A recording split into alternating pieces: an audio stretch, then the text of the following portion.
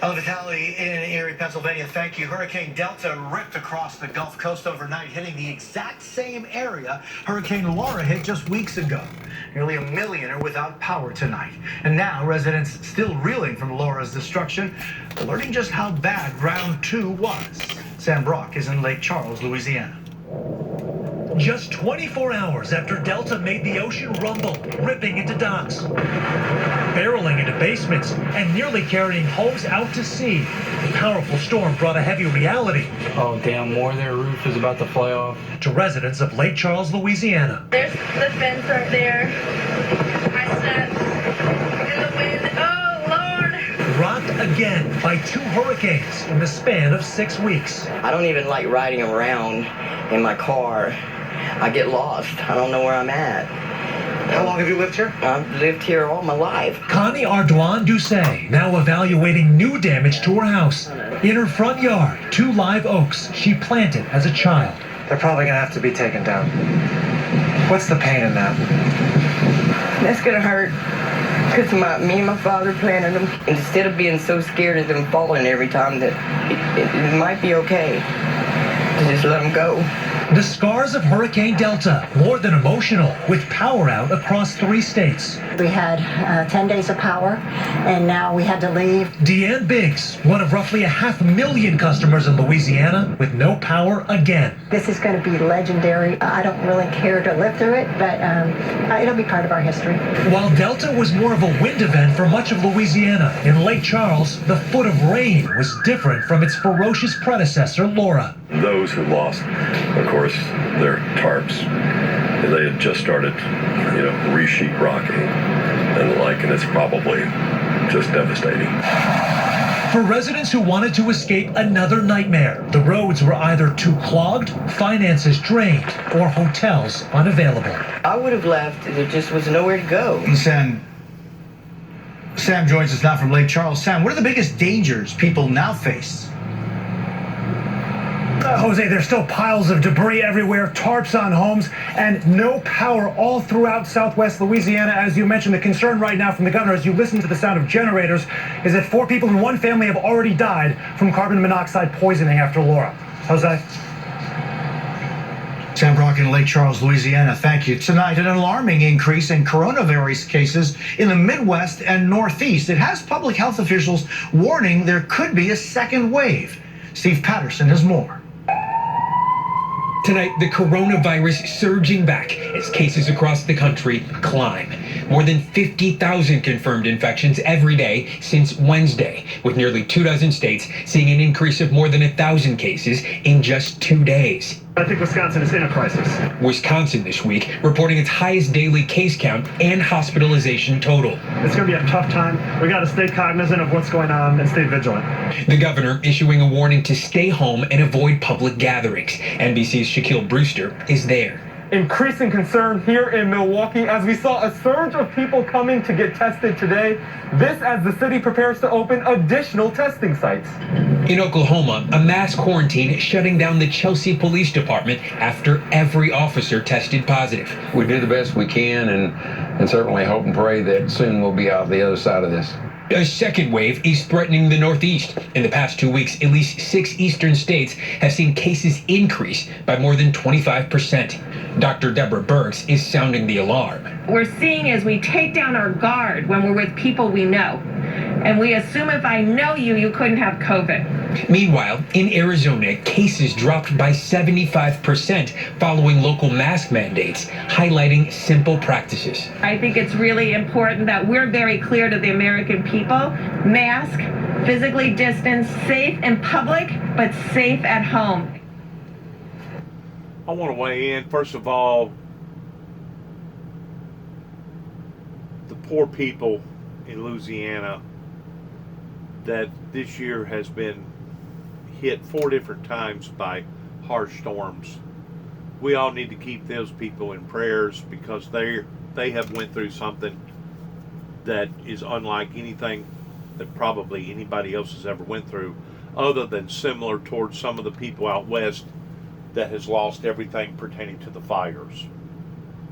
But also pertaining to the coronavirus, a microscopic germ that is invisible by the human eye, has also caused havoc all over this country. And the way that it looks like it is fixing to have a major, profound effect upon to the American citizens as well as the world pertaining to a second wave. You know, it showed those people that was exercising towards trying to gain strength and becoming stronger, which is a good thing. It's good to maintain your health and to try to stay independent to where you're strong enough to be able to maintain your own affairs. But the strength that they need is not a physical strength, but a spiritual strength in keeping this virus away from them, plus using all the precautions with masks and sanitizing your hands, etc., etc., etc. To think that you're invincible is an absolute insane approach, because we're all vulnerable to this disease, especially those who don't use good common sense approaches in this.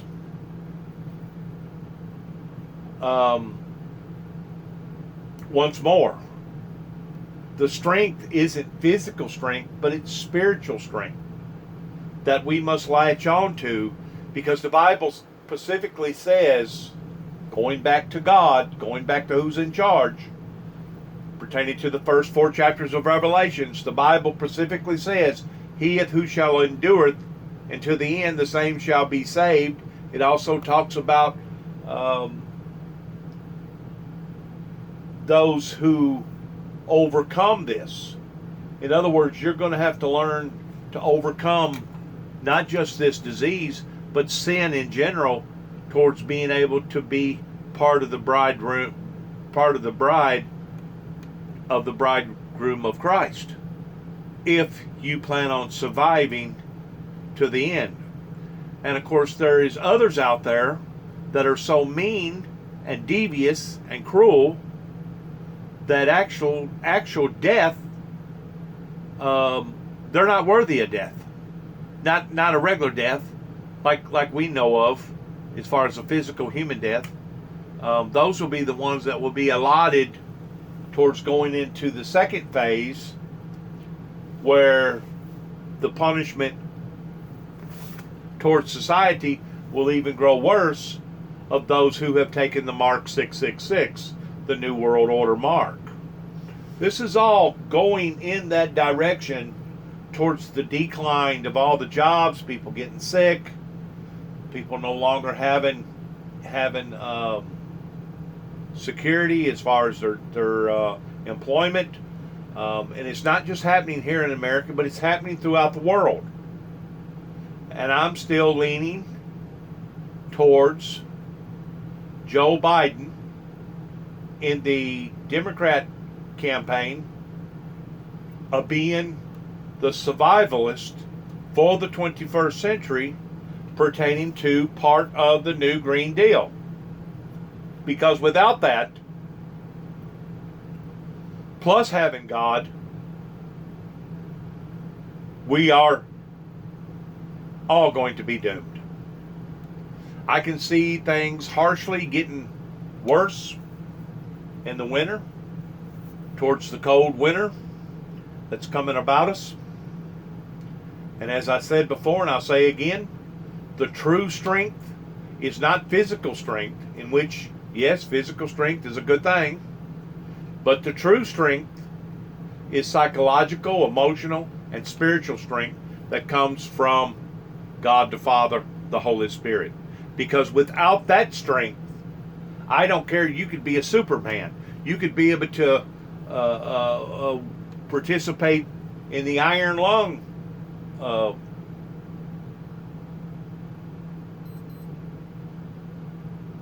exercise that they have once a year, or you could be in the Marines or whatever, but if you don't have true spiritual strength in getting over this and getting through this,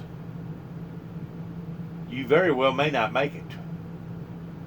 And those that think that they have built up an antibody in believing that they can't catch it again are once more being very, very naive and careless, reckless in the sense that you can catch this twice.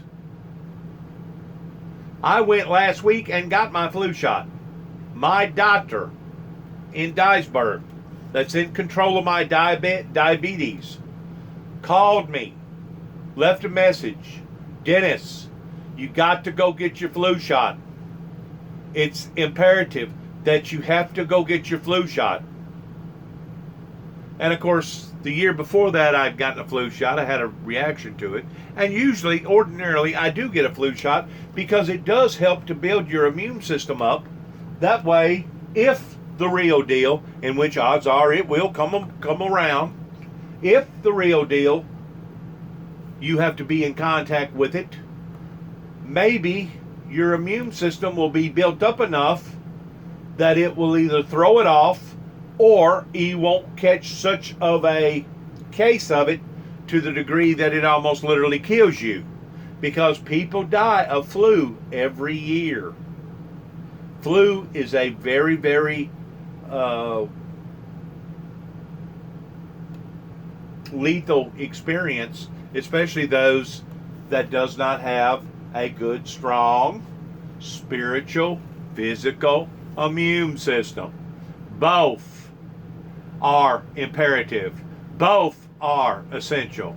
And basically the flu that we've been dealing with ever since we've come into an existence on this planet is a precursor towards what come off of the Spanish flu in the year 1918.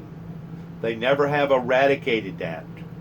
And odds are this strand of flu that they got now, this coronavirus, this COVID-19, they probably never will eradicate it neither. They'll probably build up some sort of an immune system that it won't be near as harsh on people that can still get through it, depending upon your body, depending upon your own immune system. But as far as eradicating these things that have come into an existence, they're still out there. They're still out there.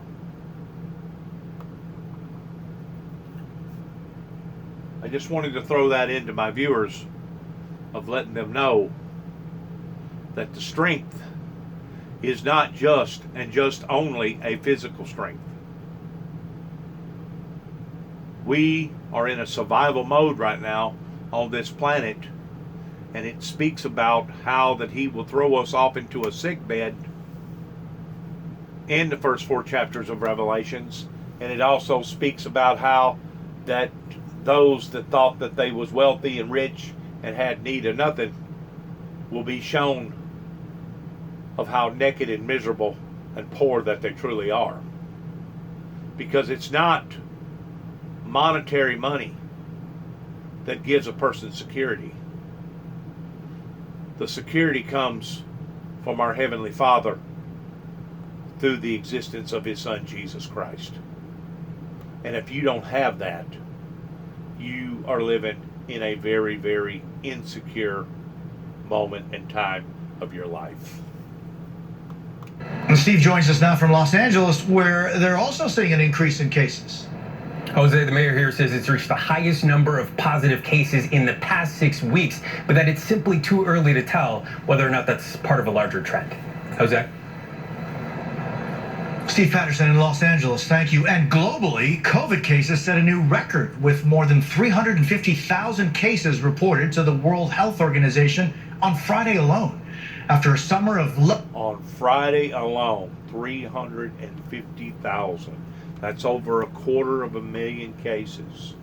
We're seeing increases in countries right now that is possibly going to demand another shutdown, another lockdown. And you may be saying, well, my God, I thought when we had all this stuff under control.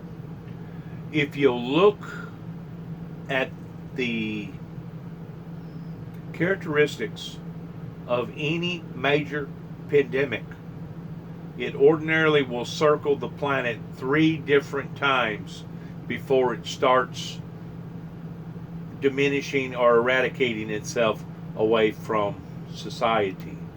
And usually the second wave is the most lethalest. It's the most deadliest.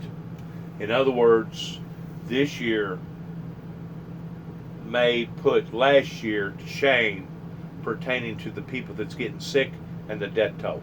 I hope to God that don't happen, but there's nothing that I can do at this point in time, because we're going through a purging moment of history, not just here in America, but throughout the planet. And we can sit back and we can blame it on North Korea, we can blame it on South Korea, we can blame it on China, we can blame it on whoever or whatever, but the fact of the matter is, we have to be accountable for our own actions and for our own lifestyles. And to think that people was going to not have to be accountable for the sin that this world had been lunged off into for the past 25 or 30 years was showing how naive and gullible that society really was, because of other cultures before us did not get away with this type of activity. Why should we think for 1 second that we're going to get away with it? Because we're not. God has a certain guidelines. He has certain principles. You know, like I told somebody the other day at the eye doctor, I said, you know, whenever the Lord is asking you to get out of the filth, to get out of the darkness and come to the light, it's basically a suggestion. He suggests for you to get out of that lifestyle. But after you have gotten out of that lifestyle and you turn towards God, then it's no longer a suggestion to stay away from that type of activity. Then it becomes a requirement. He requires for you to no longer participate in those type of activities. Like I said a while ago, what's going on right now in Louisiana should be a wake-up call to the planet pertaining to them being in a low-lying area and the oceans are still rising, pertaining to these major, massive storms, plus all this destruction that's happening, not just in the form of floods, but also fires. This should be a wake-up call to the world that God is moving upon to society in trying to get them to turn from their sinful and wicked ways, for he has not yet found our works perfect yet, according to the first 4 chapters of Revelations, to go back and to do thy first works over again. In other words, those that was on the picket fence, those that was straddling the nature of sin versus the nature of God, needs to go back and reevaluate their lives towards making their lives more of God than it is of the ways of the world, because this fence straddling, this lukewarm, it says very, very specifically that he will spew those who are lukewarm out of his mouth, that he'd rather you either be hot or cold. He would prefer for you to be hot, but if you're going to be wish-washy, he'd rather you either be hot or cold than he would for you to be lukewarm. These lukewarmers that's straddling the fence, I don't care if you're in Louisiana or where you are, you're more apt of seeing destruction fall up into your lives than you are if you are, let's say, a Ted Bundy or a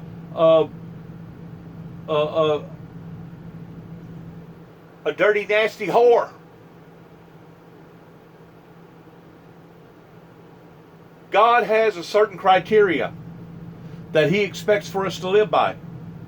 And whenever we think that we've outsmarted him, just shows our ignorance that you cannot and will not and never will be able to outsmart God, because he knows our motives, He knows our deepest thoughts. He knows our intent. He knows whether or not we're genuine or whether or not we're fake or we're phony. He knows our hearts, according to the Bible, better than we know ourselves. So please take full attention to what you're listening to tonight on this particular broadcast, coming from the founder of the Windmill Ministries here at 291 Thompson Road, Sharon, Tennessee, zip code 38255, because these things that we're talking to you about are essential. They're imperative. And it's got to do with your survival. Not just your physical survival, but your spiritual survival. So please take these things serious. Infection rates, Europe is now seeing a rise, forcing new restrictions. Matt Bradley is in Paris. In Paris, police on patrol, making sure the City of Lights stays dark.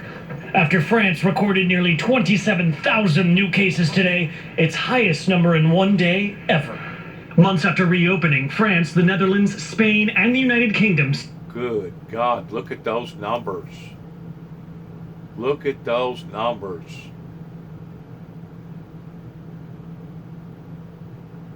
The Netherlands just going out the roof. So is the United Kingdom. France is right there with them, and so is Spain. Jesus.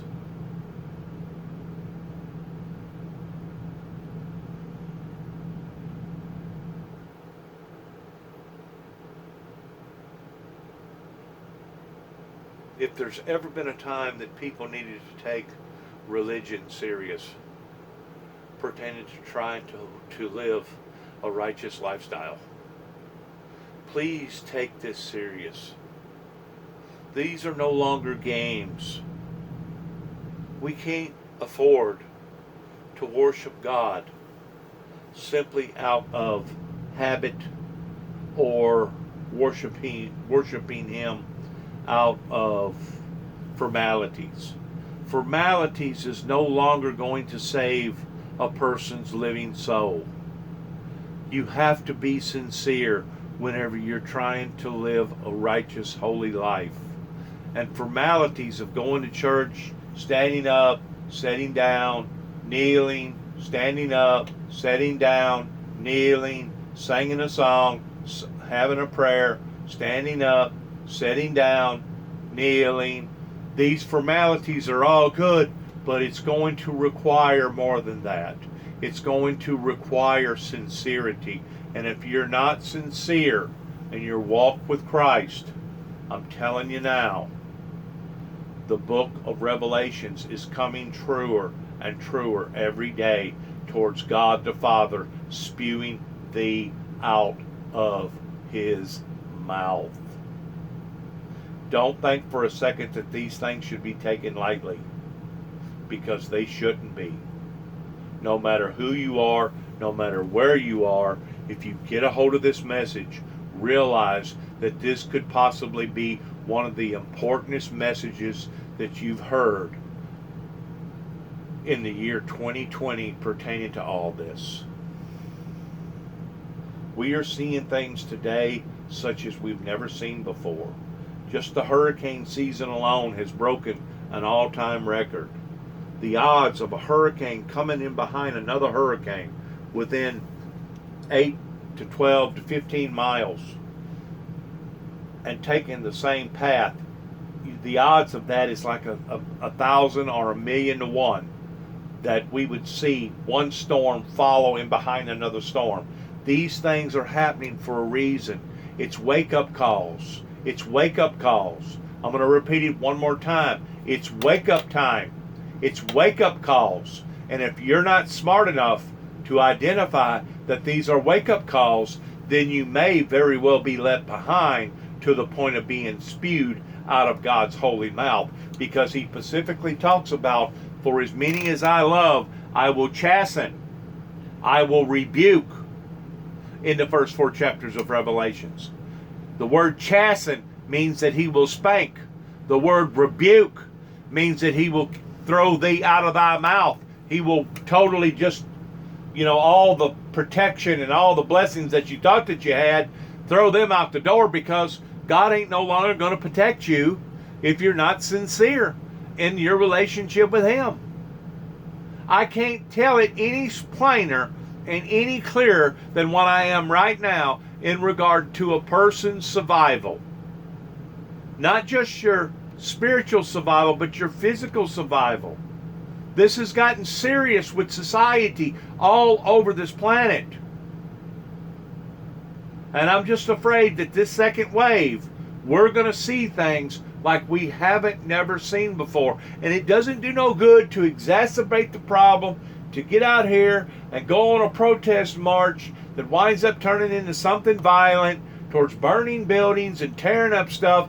Those are things that is only exacerbating the problem. Right now, we need to be unifying. Right now, we need to be fortifying. We need to be figuring out where we're going to put soup lines towards feeding people this winter.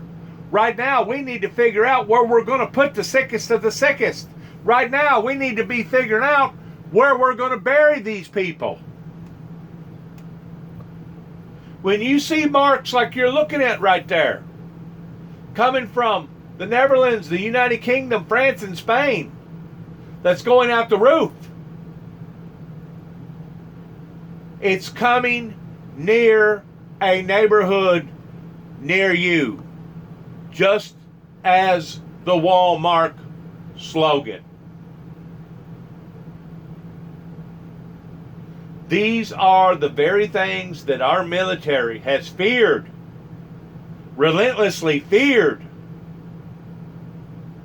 since the early 1900s, was a biological chemical warfare. A microscopic germ that can break loose and literally take out the majority of civilization. We have military institutions all over this world. We have laboratories all over this world that are federally funded and compounded beyond CDC, that have never seen anything like this ever, because the virus not only mutates, but it changes depending upon who catches it and where it's at whenever they catch it. And even if you get fortunate enough to get through it, it still leaves indelible scars. Your lungs are very, very thin, paper thin. And it will leave scars on your lungs to the point that if you don't have asthma or some sort of breathing problems now, if you get through this, you probably will. It attacks the nerve system. It attacks the muscle system. It attacks the blood system. They have never seen anything like this before. And like I said a while ago, you can gain all the physical strength, which is good. You can be able to run the iron lung. You can be able to run 25K. But just because you're physically sound does not mean that you are exempt from catching this disease. This disease holds no discrimination towards who it picks and why it picks them. It is not a prejudice disease. It doesn't matter if you're black or white or red, educated or non-educated, rich or poor, from this country or from other countries. It does not discriminate.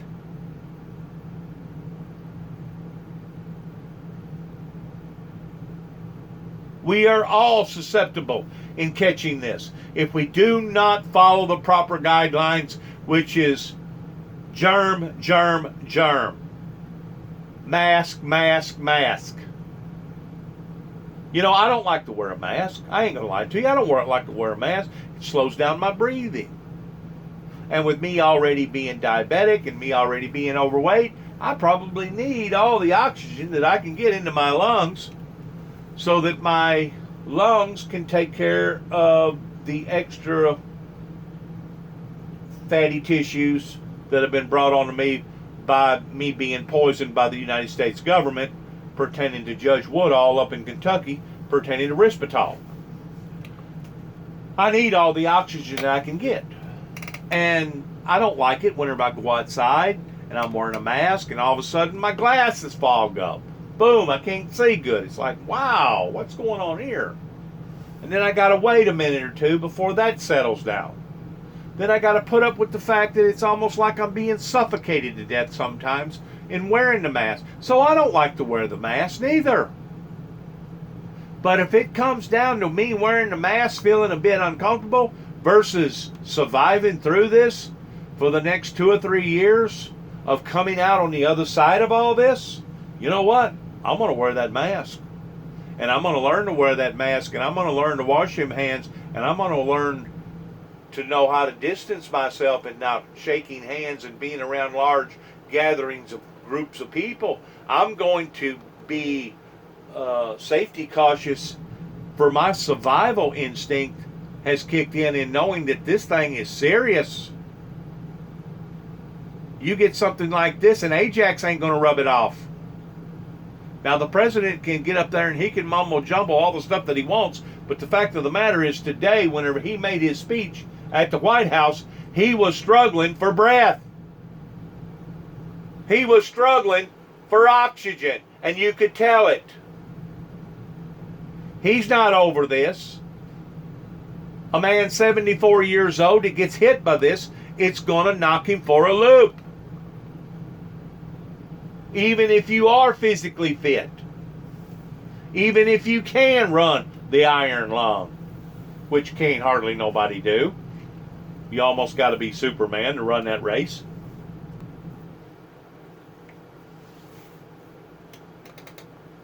Please pay attention to what the experts are telling us. This year is going to be the crucial year for all of this. Seeing new cases surge, but hospitalizations and deaths have only risen slightly. Still, European countries adding more restrictions. Police outside Madrid told drivers to go home, enforcing a new 2-week state of alarm. World Health Organization leaders scolded European governments for their piecemeal responses. It is, though, sad to see many countries in Europe experiencing a rapid rise in cases, and governments do have to take decisive action in order to try and shut down transmission. France's government imposed new safety measures, like closing restaurants a little earlier, but stopped short of full lockdowns. Those who run Paris's famous brasseries aren't happy about the new rules, but they also don't know what they mean.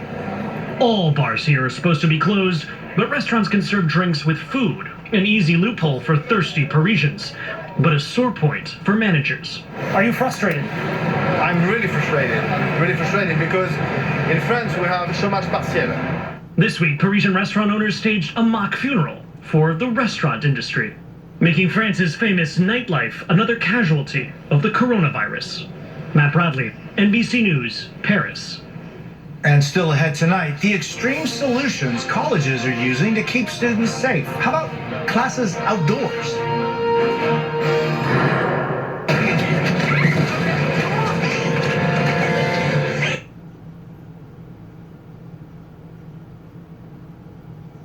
At Fisher Investment. $79.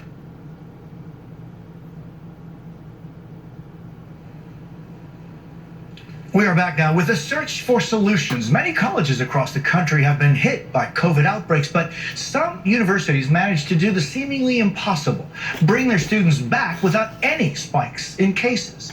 Morgan Chesky now on what they did right. In the heart of Houston, Texas, Rice University promises students a gorgeous campus, high academic standards, and now an innovative answer to containing COVID-19. When you first saw this plan for tents to pop up here, what was your take? My immediate take was, this is very creative. University President David Lebron says the open-air tents turned classrooms stem from a bold plan. Keep the campus safe but open in a city battling the coronavirus. We're very concerned about having students return to campus. And our goal was to give people choice and make them confident about the environment that they would have. Each of the 5 tents accommodates 25 to 30 students with space to socially distance and cameras to capture classes for remote learners. The climate control, the size, the lighting, the facility is actually better than anything that I've used on campus prior to this. Campus may be looking a little quieter these days, but with 70% of the student body now back on this campus, Rice has launched an ambitious plan. Test every student and staff member weekly to keep COVID numbers in check. For students like freshman Charlotte Tambour, I've gotten pretty used to it. It's just kind of part of my weekly schedule now. Yeah. Go in, nasal swab, and you're good to go. Yeah, we've got the routine down. Rice's $20 million plan credited with keeping the school's positivity rate at 0.1%, while Houston hovers around 6%. Testing key to keeping numbers low at schools across the country. At UNC Charlotte, COVID detected through wastewater testing stopped an outbreak. The school's positivity rate, 1%. At Cornell, students fill out a daily symptom survey and are tested twice a week. The samples then pooled and processed in batches, giving the university more results quickly. Less than 100 positive cases at both Cornell and Duke, where students are tested once a week, athletes tested daily. For Rice, continued vigilance. If you let your guard down, things will go in the wrong direction. A pandemic problem that isn't over yet. Morgan Chesky, NBC News, Houston. And when we come back, one of the toughest conversations a parent can have with their child. Plus, the joyride that went viral and how it made a man's dreams come true.